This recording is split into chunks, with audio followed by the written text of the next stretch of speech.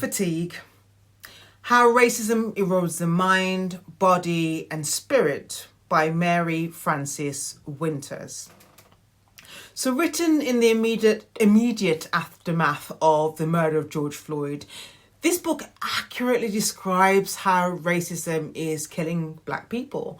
And I often find when talking about racial trauma that many people who are not Black find it difficult to grasp that concept of that you would feel trauma because of your treatment.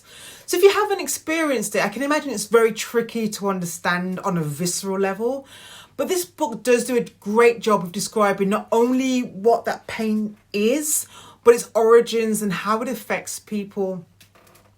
It talks about systemic racism and how overt and racism and microaggressions chip away at Black people to lead to undesirable health implications. So Mary Frances takes the time to explore the nuances of the different types of experiences. So from Black women to Black men, from people from the LGBTQ plus community, from children and so on.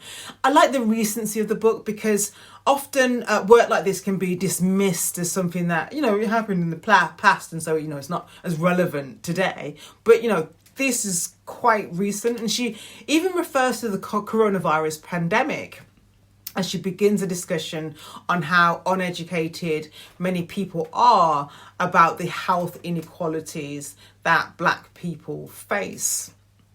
So I quote, "Early in the COVID-19 pandemic outbreak of 2020, reports that Black people were two to four times more likely to die from the disease than white people were met with surprise. I was surprised by the surprised voiced by politicians and other leaders, because health disparities amongst Black people are well researched and, I thought, well known." So this again is a must read, particularly for leaders of organisations, so that when creating policies and wanting to change cultures, creating procedures that concern racial discrimination, you have a richer understanding of what you're dealing with.